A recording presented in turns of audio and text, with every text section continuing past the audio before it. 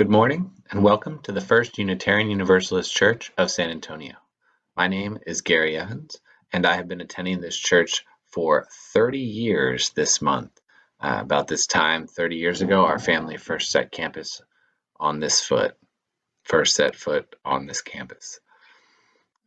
One of the best parts about it was probably the RE program and the myriad of different things that we did and learned about, especially in middle school when they had the opportunity to go each Sunday to a different faith-based group and learn about what their beliefs and practices are.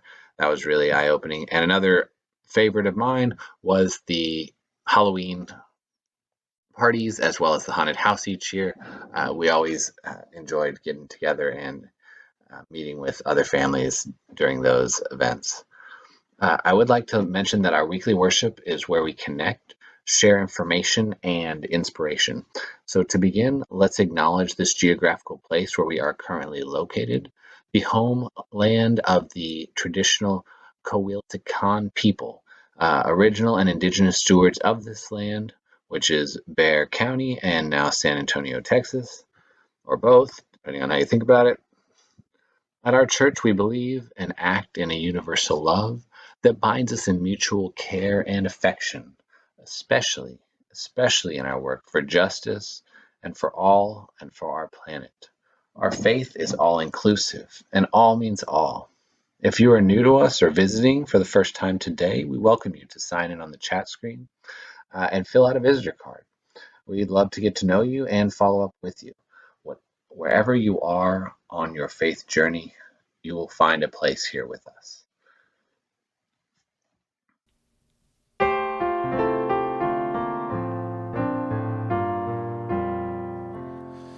Be that guide whom love sustains, rise above the daily strife.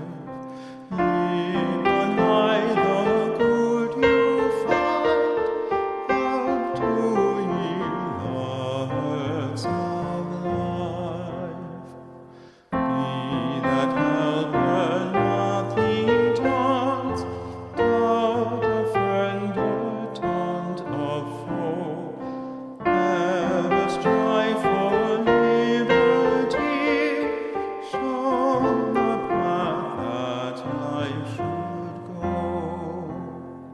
He that buildeth trusting good, bitter though the test may be, good knowledge they are right, though they build in agony. He that teacheth faith directs, move beyond the old frontier. Know the fright and fear that faith be tomorrow's pioneer.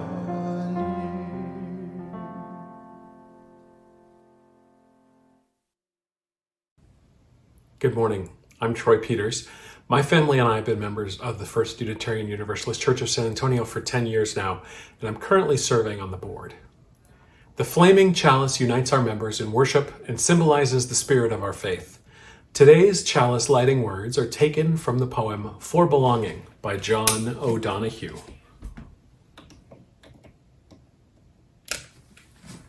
May you listen to your longing to be free. May the frames of your belonging be generous enough for your dreams. May you find a harmony between your soul and your life. May there be kindness in your gaze when you look within. May you allow the wild beauty of the visible and invisible worlds to gather you, mind you, and embrace you in belonging. We are called as Unitarian Universalists to build the beloved community where all are welcome as blessings, and the human family lives in forgiveness and grace. Whole and reconciled, we know that this aim takes work, and so we are committed to live and behave as a community in covenant. Let's recite our covenant that articulates our guidelines and binds us together in community. These words can be found on your screen. Love is the doctrine of this church. The quest of truth is its sacrament, and service is its prayer. To dwell together in peace, to seek knowledge in freedom, to serve humanity in fellowship, to the end that all souls shall grow into harmony with the divine. Thus do we covenant with each other. Today, Reverend Mark will share with us how to reclaim our membership as natural beings in a natural world, yet how to realize this aim in a context of spiritual and soulful community. I'll let him tell you what he means by those words. Let's join together to listen and consider these matters of worth for our own sakes and for the sakes of all our relations and this planetary home of which we do belong. As a way for us to connect as a community, you're invited to share a joyful event, a sorrow, or a concern by entering it on the chat stream. Please let us know what is in your heart, for ours is a welcoming community where we find connection, a spiritual community where we come fully alive. Ours is a sharing community where our joys are amplified, a caring community where our sorrows are heard and held in compassion. At this time of complexity, may we especially listen more deeply and grow more involved with and connected with each other. Let's join in silent meditation as we write our joys and sorrows on the chat stream while Jaime plays our meditation music.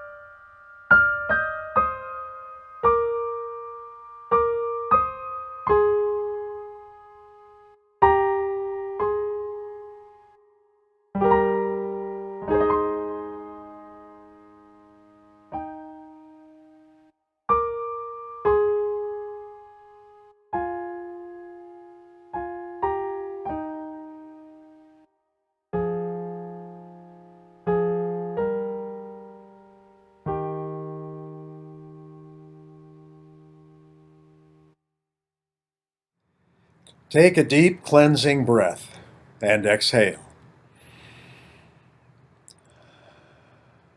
For all our joys, sorrows, and concerns, may we feel empathy and compassion. And for all that is unspoken, may the caring of our community offer a space of deep kindness, loving, and just action. Once upon a time, there was a teacher named Sophia.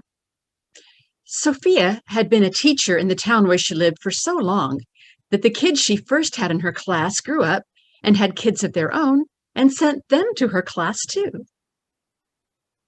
Nearly everyone in the town knew Sophia and loved her because not only was she an excellent teacher, she was also very kind. One day, when Sophia got to work, she found a note on her desk. The note read, "Dear Sophia, I will be around tomorrow.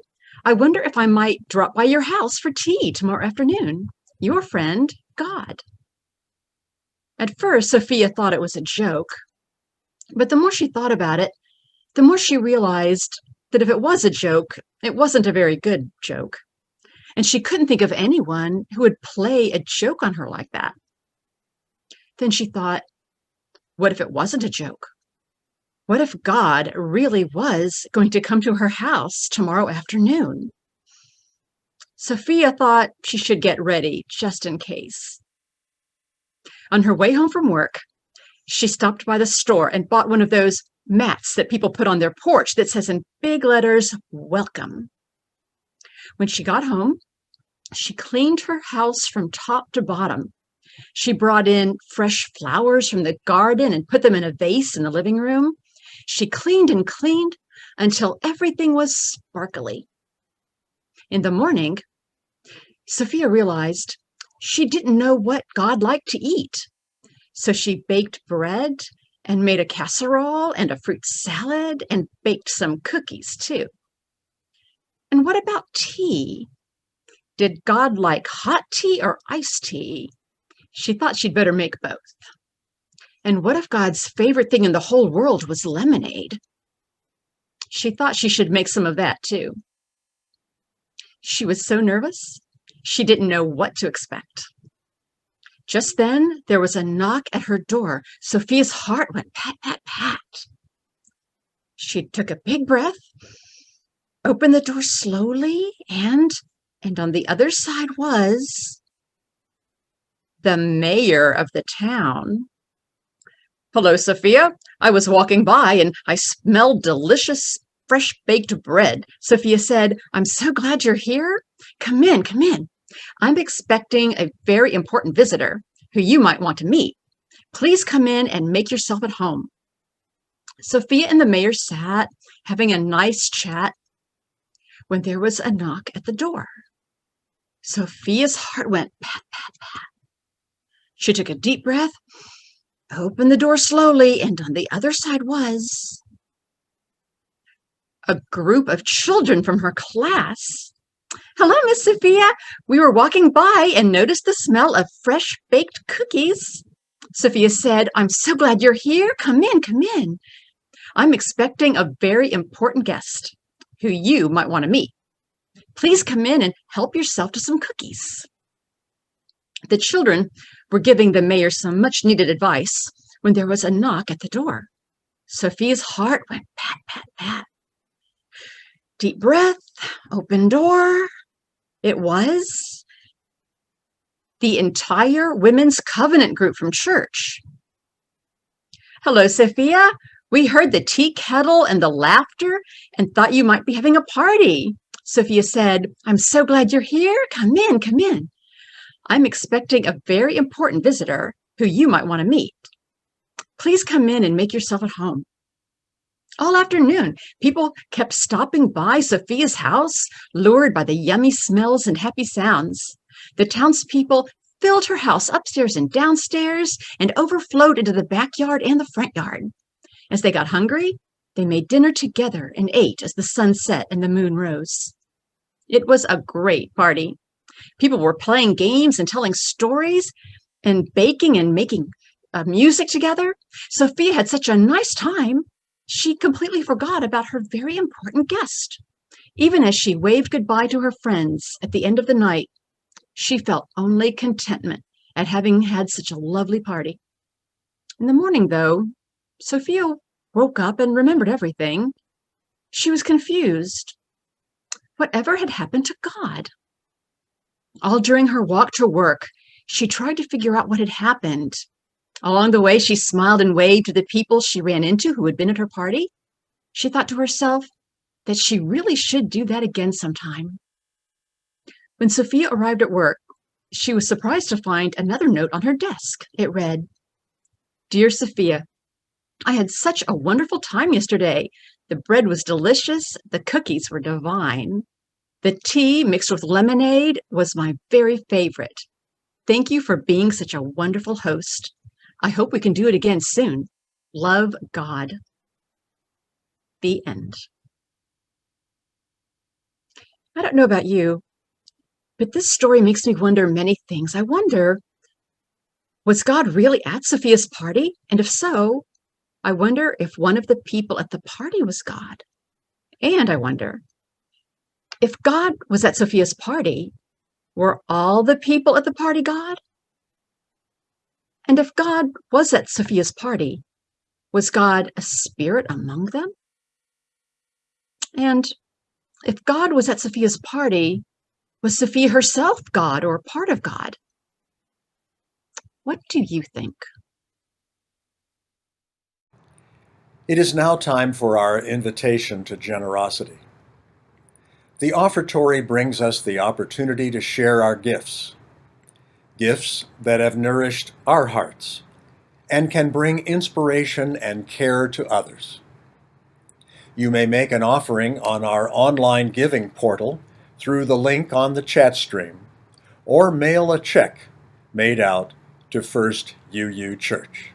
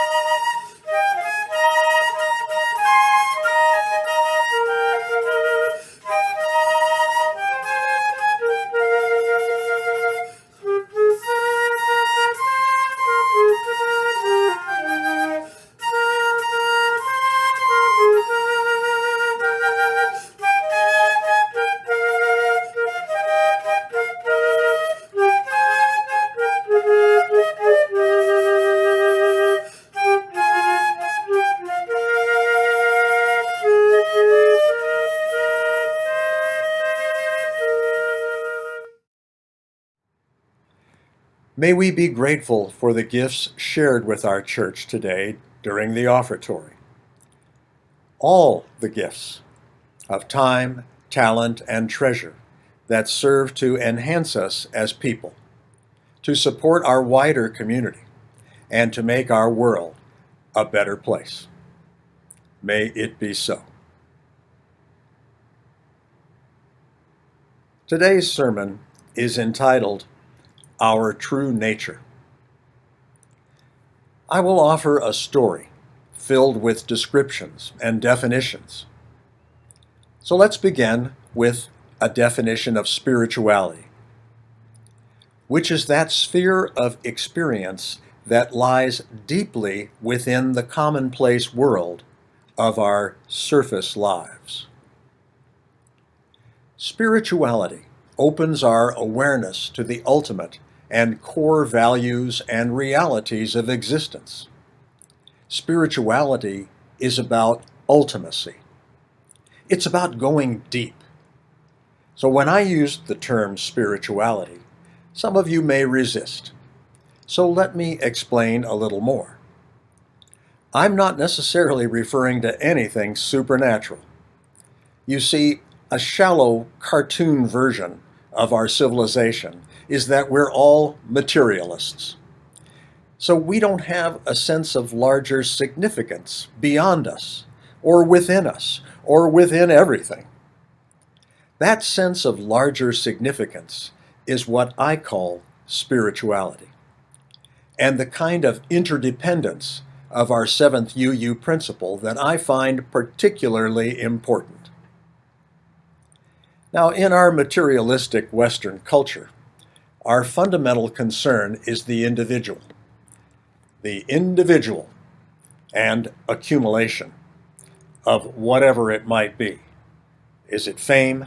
Is it money? Is it comfort? Is it security? We put that as the cornerstone of our civilization. Now that's how we've organized things. Now there are mitigating factors, but for now I'm giving you a cartoon version. What's necessary is for us to understand really that at the root of all things is community. At the deepest level, that's the center of things. Not individuality, community. We come from community. We exist in community. And that's all about this great interdependent web of life. So how then can we organize our economics so that it's based on community and not on accumulation? And how can we organize our religion to teach us more about community? And when I say community, I mean the whole earth community.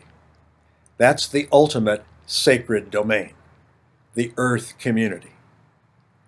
That's the realm of what we are seeking to realize, what you aspire to when we build beloved community. Beloved community is an earth community. On a recent day off, I chose to ditch my computer and cell phone for a long walk and a sit in the beauty of our botanic gardens. Today's message comes in part from the reflections I received as I simply immersed myself in nature. How many of us choose to take a walk or work in the garden as a means of connecting more deeply to the earth and seeing ourselves as a part of it? I find a deep sense of ultimacy when in nature. And let me remind us that I defined spirituality as that sphere of experience that lies deeply within the commonplace world of our surface lives. Spirituality opens our awareness to the ultimate and the core values and realities of our existence. Now, there are two realms of spirituality which are distinct yet complementary. Together, they form a whole, and either alone is incomplete. Let's look at these two realms. One turns upward, and the other turns downward. The upward seeks the light, transcending our ego's insistence that the world be just a certain way, usually our way, and not any other. It helps us to disidentify from the commotion of our minds, this upper realm, so that we can reclaim the inner quiet, peace, and wholeness of our true nature. This upward turning realm assists us in cultivating the remarkable experience of being fully present in the moment and at one with all of creation. The other realm of spirituality is that which leads not upward to transcendence, but downward toward the center of ourselves and into the fruitful mysteries of the natural world.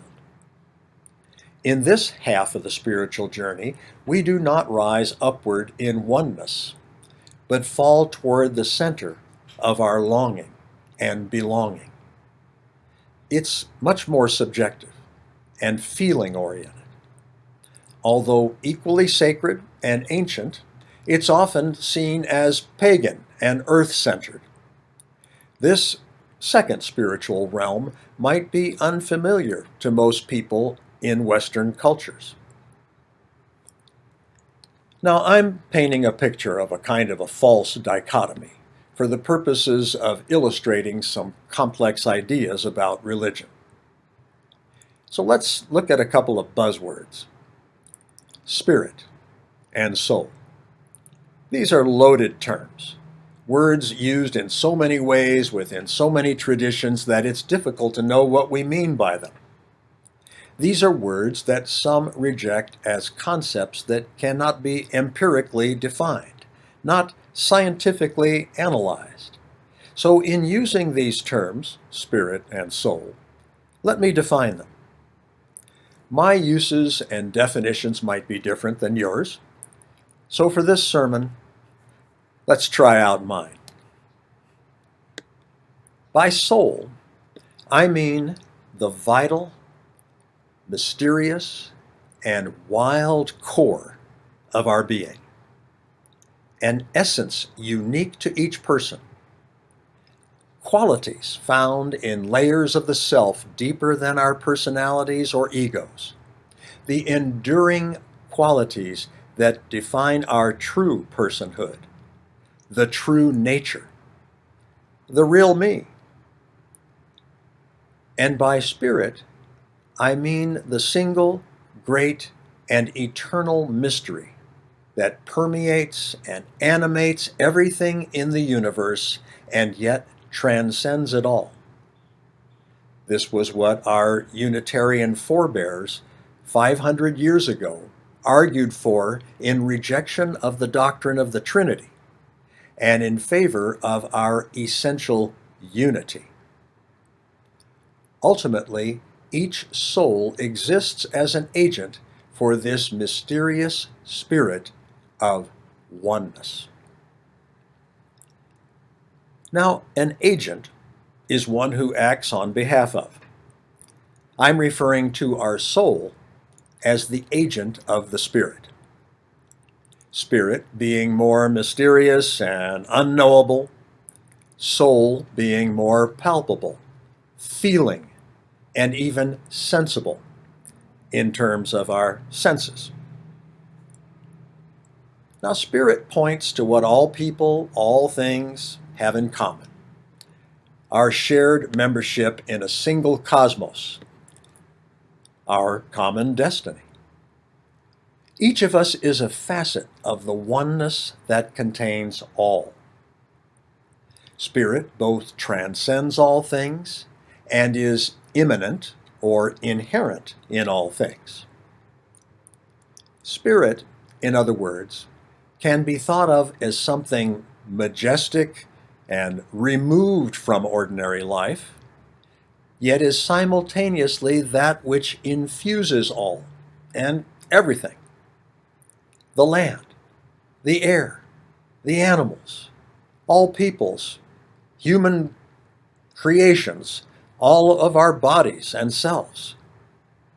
Spirit can be seen as the glue which joins together the interdependent web of all existence, of which we each, with our unique souls, are a part.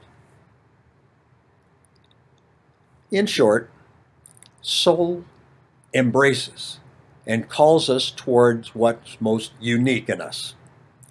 Spirit expands and encompasses and draws us toward what is most universal and shared. Now, there are people who live excessively in the world of spirit. I'll call it the upper world. They tend to take a transcendental view of everything. They tend to see light, love, unity, and peace everywhere. They are attracted to the Course in Miracles, or aspire to enlightenment, some via a rather ungrounded approach to Buddhism. They avoid getting dragged down into the particulars of life, or actively addressing the socio-political, economic, and environmental deterioration of the world. They may want to exist above it all, and are encouraged to do so by many approaches to spirituality. We'll hear about one of these from our own Dr. Allison Bess in an upcoming sermon on spiritual bypassing on Sunday, September the 5th. People who live excessively in the underworld see the shadow side of the world, to use a Jungian term that attempts to balance the sunny side. They tend to see the hidden meaning, mystery, and the undoing of things everywhere. They might gravitate toward the occult or the paradoxical. They want to penetrate to the center of everything and understand it all by standing under rather than above. Now, a holistic approach to spirituality interweaves the ascent and the descent, rendering balance to the experience of both the upper world and the underworld.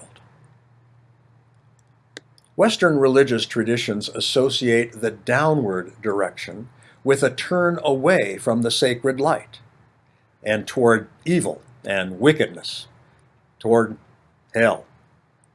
We've been taught that entering the underworld is sinful, suicidal, or a one-way trip reserved for those who are evil. Today, I wish to remind us that we are each born with a treasure, an essence, a seed of potential, secreted for safekeeping in the center of our being.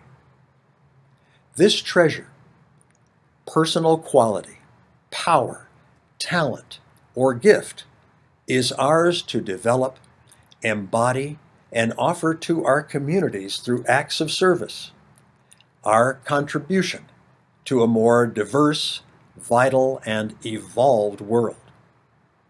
Our personal destiny is to become that treasure for all through our actions. Psychologist Abraham Maslow made this point in describing people who are psychologically and spiritually healthy. He called them self-actualizing people. They are, without exception, involved in a purposeful cause, in something larger than themselves. They are devoted, working at something very precious to them, a calling or a vocation. They're working at something to which fate has called them, work they love, so that any work-joy dichotomy in them disappears. Many of us know this experience, and it is indeed fulfilling. Our deepest longing and belonging goes far beyond a vacation or retirement. We long for a vision of our destiny, and equally for a way to hold that vision as a gift to others. The following lines, attributed to Chief Seattle and Winston Churchill, say it quite neatly. A task without a vision is just a job. A vision without a task is just a dream. A vision with a task can change the world. It is this sacred work, this vision with a task, that we seek, individually and collectively. The rarity of finding sacred work is at the root of our Western despair and sorrow. When not acknowledged and embraced, our grief is acted out through violence against ourselves. A good example is addiction, suicide, masochism. It's acted out through violence upon each other, wars, sadism, racism, sexism, child abuse, ethnic cleansing. And it's acted out toward the environment, toxic waste, resource depletion, species extinction, deforestation, environmental degradation. Unacknowledged grief also manifests as depression, anxiety, and a growing sense of meaninglessness. By consciously honoring this grief, the grief over the absence of a vision, and having a sacred work, we take our first steps towards self-discovery and personal fulfillment, and we can begin the return to our true nature. You too can reclaim your membership as a natural being in a natural world. The easiest and most direct way to begin is simply to spend time outdoors, quietly, observantly, And in time, that nature will reflect your true nature, revealing your particular place in the world. You can count on wild nature to reflect your true nature because it is actually your most wild and natural dimension, your true nature. And nature gave you birth, and that of all other animals and plants on the planet. Your ego, on the other hand, is not born directly from nature, but rather from the matrix of culture, language, family, society, beliefs. Wild nature contains all the terrestrial patterns of belonging. Every niche of the world is filled with a life form that perfectly fits there. Why? Because it evolved naturally just to do that. The wilder the environment, the more complex and diverse it is, and the more likely is that it contains patterns of belonging that resonate with your destiny. No matter who you are, no matter what possibilities you contain, there are forms and forces in wild nature that will reflect the nuances of your true nature.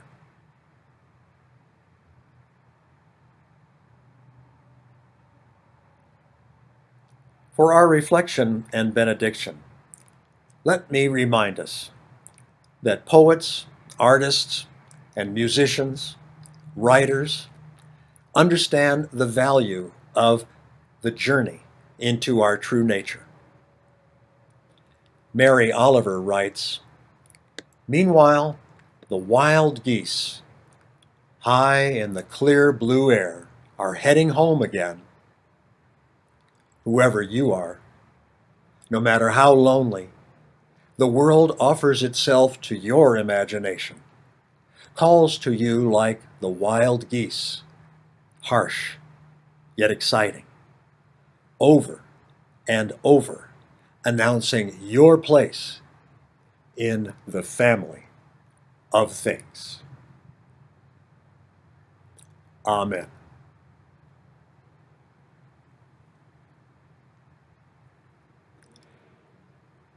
Let us enjoy the postlude by Jaime.